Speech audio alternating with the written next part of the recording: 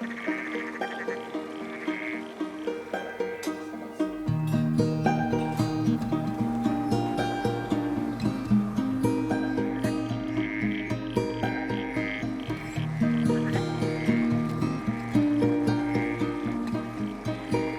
was just over a year ago when we moved from Tokyo to Japan's countryside.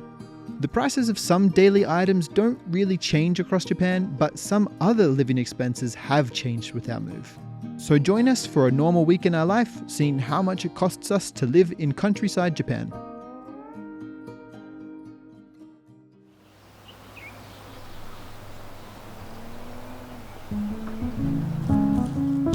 Alrighty, it is 6:30 a.m. and we have to go clean up around the neighborhood. One of the biggest changes we've experienced moving to the countryside is becoming part of a neighborhood community. And I don't just mean having neighbors we can do barbecues with every so often. No, this is an organized institution with a neighborhood leader, a notice board we pass between houses every couple of weeks, and a small community fee of 4,000 yen each year. This fee goes towards the upkeep of the community. We also have designated days where the whole community comes together to clean up the neighborhood. And that's what we're doing this morning. Armed with gloves and garbage tongs, everyone was out and about at 7 a.m. to clean up the place. It was supposed to take an hour, but it was quickly decided that our neighborhood was already so clean, 15 minutes was enough.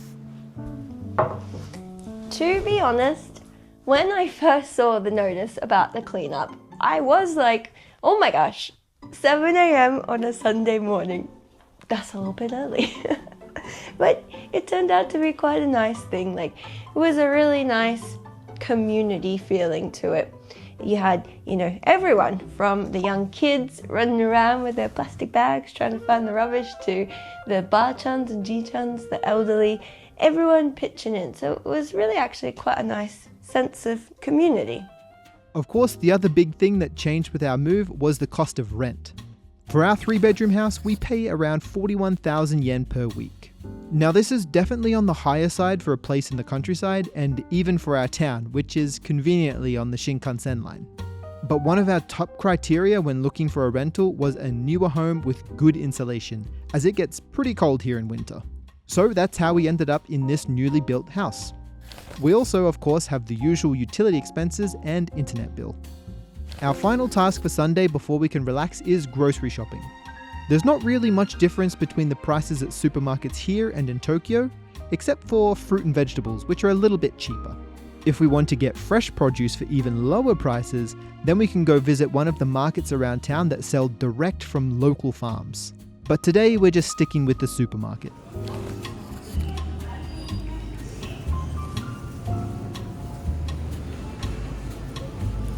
So in total, that was a pretty good haul, I like to think, coming out to about just a little over 8,000 yen. And it'll probably last us 3 days, I think. If you kind of calculate that, I think it comes out to about 21,000 yen for a week of groceries and whatnot. Yeah, that's usually what we spend on average. And I would definitely say the most expensive item was the rice. It came to about 1,500 yen for a 2-kilo bag. And maybe you've heard that there is a rice shortage at the moment. There has been for, about a year now. Yeah. And it has sent the price of rice skyrocketing. And on top of that, when we went to our local supermarket just now, there is a sign on the shelves to say you can only get 1 rice bag per household each time that you go. It's a bit dire. The government did release rice from its government stockpiles, earlier in this year, but unfortunately, it still hasn't brought the price of rice down, so it's become a luxury item recently. Yep, no one gets more than 1/4 of a cup a day.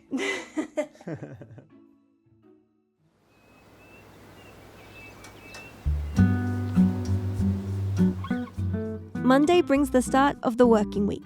We both work full-time for companies based in Japan. Roy is a software engineer, and I'm a videographer at a tourism media company. Mostly, we both work from home. While I predominantly use English in my day-to-day work, I do need to use Japanese quite a bit when on video shoots to talk to clients, business owners, or locals. So my company pays for me to take online Japanese lessons. Roy and I also have a friend each that we do a language exchange with about once a week. Basically, we chat for half the call in Japanese and then half in English and help each other with any difficult words or grammar in our respective native language. 気にしないタイプか。俺はめっちゃ気にするんだけど、なんか美容院行くのはめっちゃ嫌だ。 This has been a really nice way to practice Japanese for free and make some long-lasting friends. When we first moved to Japan, we used the app HelloTalk to connect with Japanese people learning English.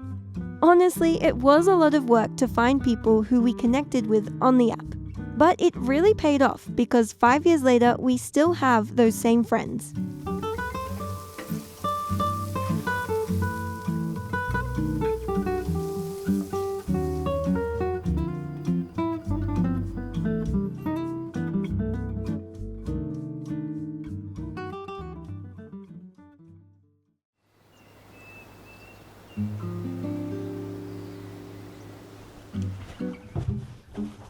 It is an office day for both Roy and I, so that means we have to go to the train station, catch the Shinkansen, and we'll go both to our respective offices. While Amy heads to her office near Takasaki, which is just in the next prefecture over, I make my way all the way into Tokyo. There was a time when my job was completely remote, but recently we've been called back into the office once a week. Full disclosure, I pretty much never pack food from home, so for lunch, it's a meal out with my co-workers. Then for dinner, I grabbed a self-heating bento to eat on the Shinkansen home. Just like Roy, I also never pack lunch. I only go into the office a couple of times a month, so it's really nice to make an occasion of it and grab a meal with my co-workers.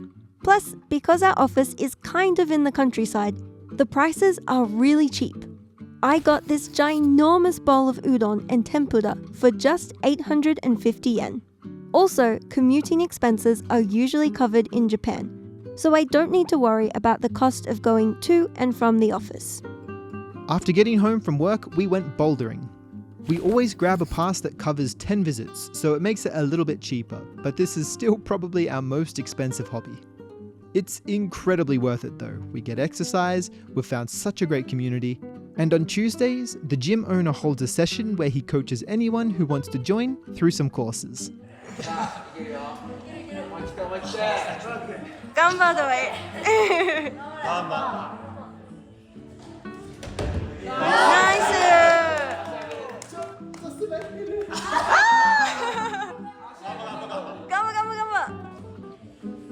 Yes! Nice! Yay!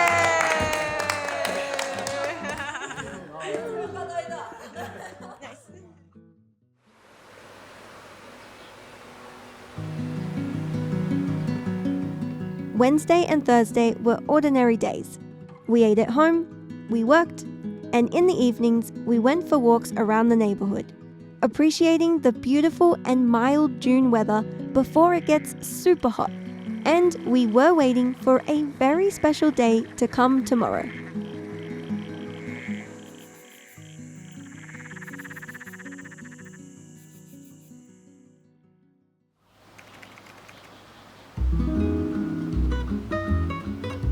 Good morning! It is a special day today because it is Roy's birthday and it is the big Suryo birthday. So we're going to start the morning with cooking him a big breakfast.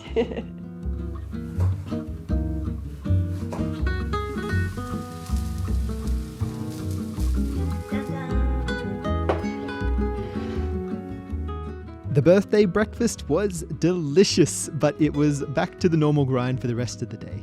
However, we did have some plans for that night, and part of that included a cake, because you can't have a birthday without cake. So we went and picked out something small from a cake store.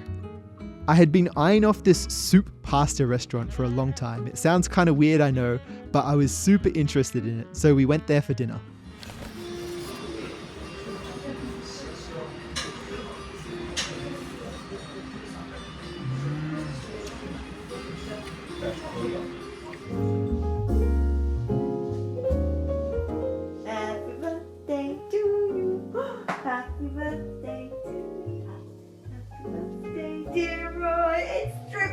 everywhere. Oh God. Happy birthday to you.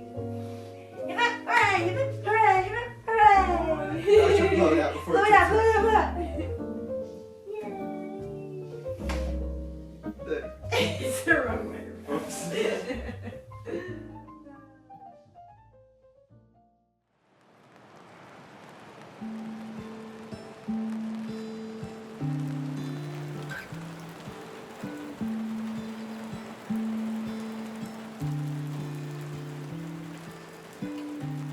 Today, the plan is to continue Roy's birthday celebrations. With the weather being so rainy, we decided the perfect thing to do is to make a day trip to a nearby onsen. As someone pointed out in our 1 year in Japan's countryside video, a necessity for living in the countryside is to have a car. And well, car costs can add up. Before heading off, we filled up with diesel, which is usually cheaper than petrol in Japan. Then we hopped on the expressway for an hour. The expressways in Japan are toll roads, and while we could have taken non-toll roads, it would have added an extra 40 minutes onto the trip.